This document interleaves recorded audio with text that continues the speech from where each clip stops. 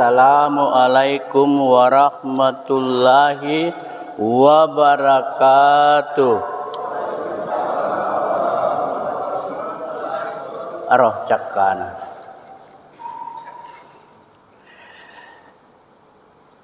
Alhamdulillahilladzi khadana lil imani wal islami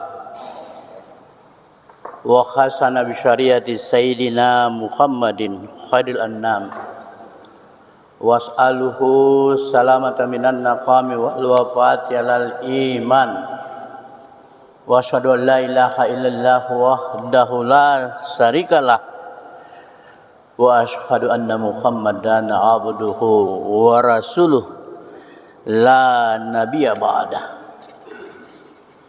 Allahumma salli wa sallim ala sayyidina Muhammad wa ala ali Muhammad kama shallaita ala Ibrahim wa ala ali Ibrahim fil alamin innaka Hamidun Majid.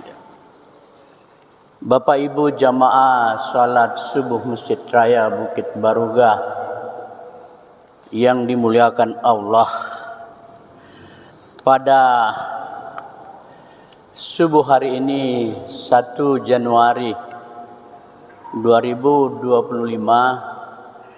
kita sudah tiba pada part atau bagian materi saya yang ke-59.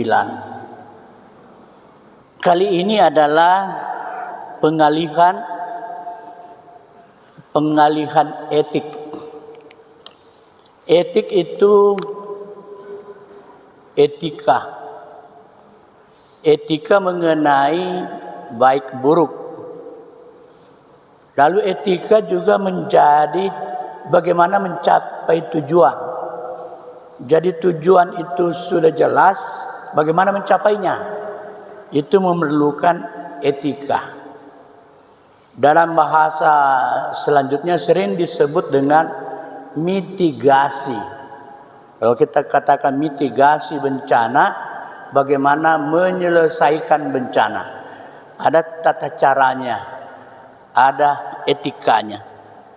Tapi imam kita membacakan ayat Al-A'raf mengenai kemuliaan manusia. Walaqad karramna bani Adamah. Itu sungguh kami telah memuliakan anak cucu Adam. Tetapi kemuliaan itu tidak serta-merta kita dapat, tidak otomatis. Ada etikanya. Ada etikanya. Etika kemudian kalau dilakukan, dipraktekkan menjadi akhlak. Akhlak Islami. Jadi dia menjadi karakter. Biasa karakter itu digunakan oleh kaum profesional sebagai ciri khas. Karakter, ciri khas itu menjadi akhlak. Menjadi akhlak. Lalu kemudian ini kalau dilaksanakan menjadi perilaku, menjadi nilai moral. Jadi orang mudah dibedakan apakah dia bermoral atau tidak bermoral. Kalau dia seenaknya semau gue mengambil hak orang lain, itu enggak bermoral. Karena salah satu ciri moral adalah bertindak berdasarkan imperatif batin. Berpikir dari dalam diri apakah ini baik bagi saya dan baik bagi orang lain. Mungkin baik bagi saya tapi tidak baik bagi orang, dia tidak lakukan. Itu ciri moral. Maka ada orang bertindak memperhitungkan orang lain, itu berarti dia bermoral karena memperhitungkan hak-hak orang lain. Maka sekarang ini etik idion. Idion itu bahasa Yunani. Karena ini idion istilah politik, maka kita ambil aslinya. Idion itu privat, diri sendiri. Ada bedanya idion diri sendiri dengan koinon.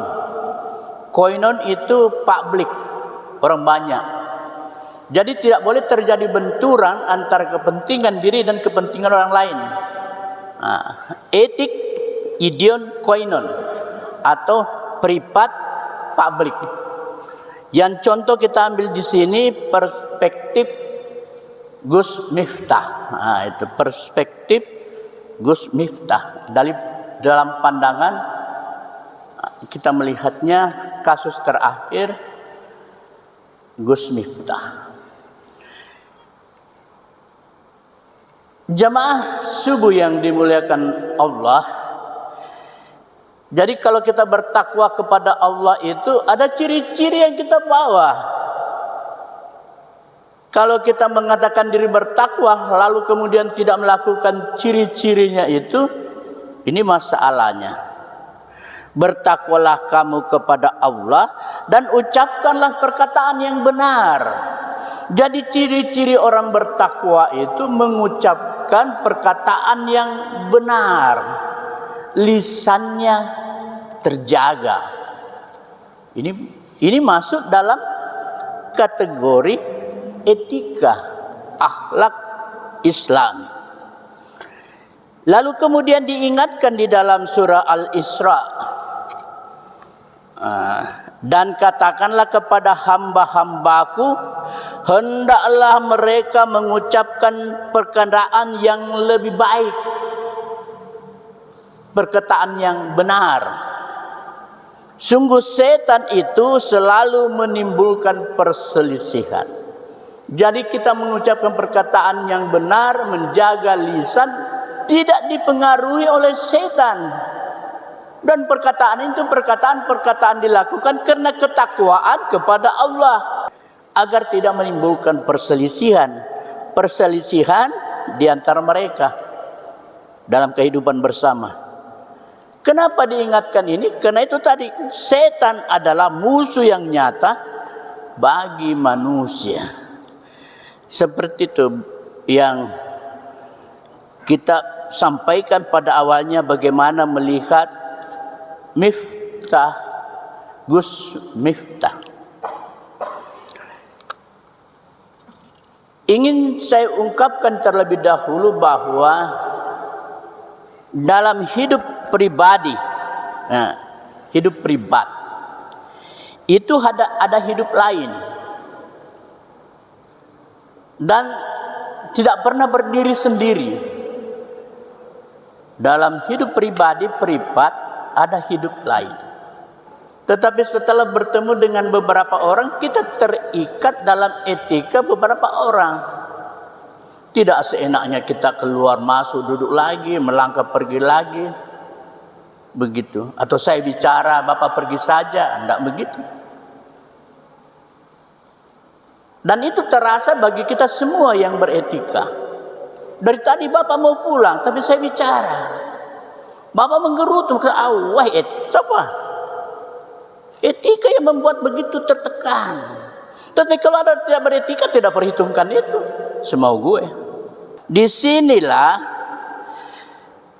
masalah yang dihadapi oleh Gus Miftah. Narasi dan deskripsi hidup politis berbeda responsiveness. Penerimaan orang dalam hidup pribadi. Jadi perkataan seorang pejabat publik berbeda penerimaan orang terhadap pejabat pribadi, bukan pejabat, kehidupan pribadi. Gus Miftah itu ketika berkata-kata, dia adalah pejabat baru saja dilantik. Dia adalah utusan khusus. Dari kalau dia utusan khusus, dia bukan idion, bukan dia pribadi, tapi dia koinon, publik. Orang tidak bisa bedakan itu. Orang pasti koinon, pejabat publik. Tidak bisa dikatakan, itu pribadi, tidak bisa. Karena dia sudah menyandang gelar itu. Dia menjadi pejabat publik, koinon, bukan lagi idion, pribadi. Karena dia sebagai pejabat publik secara moral, karena dia dipresur, dia ditekan, dia menjadi bahan perbincangan baik lawan politik maupun kawan, maka secara moral dia mundur. Jadi etika yang salah, pertanggungjawabannya secara moral, tindakannya adalah mundur. Seperti itu Bapak Ibu yang saya hormati. Yang mana itu etika di dalam Al-Quran? Di dalam Al-Quran ada hal-hal yang kita tidak rasakan bahwa itu adalah etika, itu adalah akhlak. Nah, coba kita lihat di Al-Baqarah 222. Nah, A'udzubillahi minasyaitonirrajim. Bismillahirrahmanirrahim. Wa yas'alunaka 'anil mahid qul huwa azan fa'tazilu nisaa fil mahid ila akhir ayat. Dan mereka menanyakan kepadamu Muhammad tentang haid. Katakanlah itu sesuatu yang kotor. Karena itu jauhilah istri pada waktu haid. Etika itu.